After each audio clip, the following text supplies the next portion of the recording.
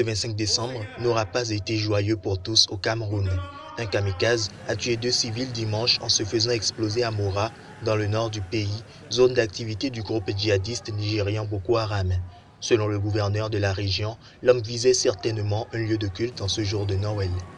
Donc le monsieur ayant arboré maladroitement sa charge a été aperçu par les membres du comité de vigilance qui l'ont sommé de soulever son habit pour contrôler son torse. Et immédiatement, il a compris qu'il était découvert, il a été mis à nu. Donc immédiatement, il a actionné sa charge. Donc au final, nous avons eu 3 morts, y compris le kamikaze, et 5 blessés. Donc la vie n'est pas encore, la vie est hors danger. Le nord du Cameroun a souvent été visé par des attentats de Boko Haram, l'armée camerounaise coopérant avec l'armée nigériane pour combattre le groupe djihadiste. Selon le gouverneur, le groupe va continuer de se répandre dans la nature pour viser des lieux de grands rassemblements. Il appelle à la vigilance. Nous profitons également de cette occasion pour appeler les uns et les autres à plus de vigilance et savoir que nous sommes toujours en situation de guerre et que dans ces circonstances, rien ne devrait être négligé. D'après un responsable militaire, l'armée du Cameroun intervient actuellement au Nigeria pour porter un coup fatal à Boko Haram.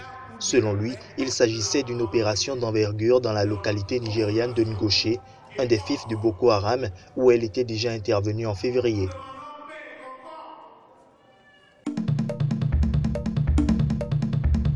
Des centaines de Tunisiens ont protesté samedi devant le Parlement à Tunis contre un éventuel retour au pays de leurs compatriotes djihadistes. Selon le groupe de travail de l'ONU sur l'utilisation de mercenaires, la Tunisie compte plus de 5000 ressortissants dans les rangs d'organisations djihadistes à l'étranger, notamment en Irak, en Syrie ou encore en Libye, et leur retour au pays suscite de grandes craintes.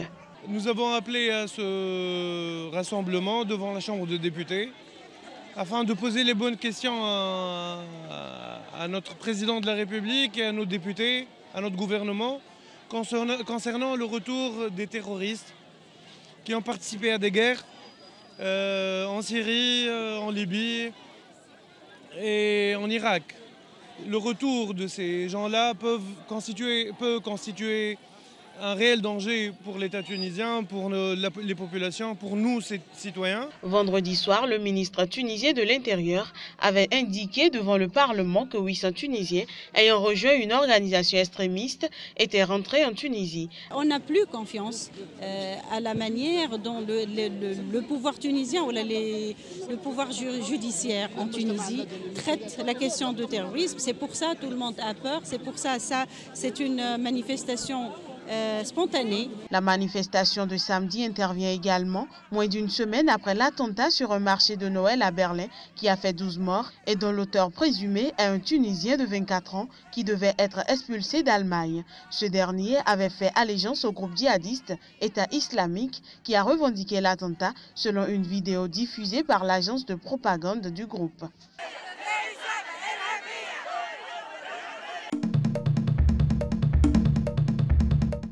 La girafe, icône de l'Afrique et animal terrestre le plus grand, est depuis quelques jours considérée comme vulnérable par l'Union internationale pour la conservation de la nature.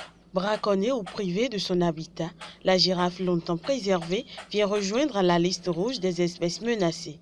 Mais pour les spécialistes de conservation au Kenya, l'avenir de la girafe est aussi fortement menacé par les conflits de la région. La girafe réticulée, nous en avons perdu environ 80% au cours des 15 dernières années. Nous avons perdu 50% des girafes Maasai sur la même période. Et pour la girafe nubienne, il semblerait que les chiffres soient stables, mais nous en apprenons plus à leur sujet. Essentiellement, les girafes perdent leur habitat, ce qui restreint leur mouvement, leur flux de gènes. Du coup, elles n'ont pas accès à la nourriture, elles n'ont pas accès au flux génétique et cela affecte gravement leur population.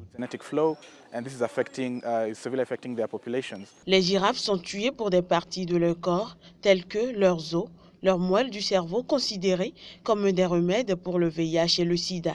Elle est souvent tuée juste pour sa queue, qui sera utilisée comme prestige culturel. Un autre facteur de disparition, la fragmentation de leur habitat. Ce problème cause leur déclin en réduisant leur accès à la nourriture et leur capacité à s'accoupler. Selon l'Union internationale pour la conservation de la nature, sa population a chuté de 40% en 30 ans, passant de 155 000 en 1985 à 97 500 en 2015.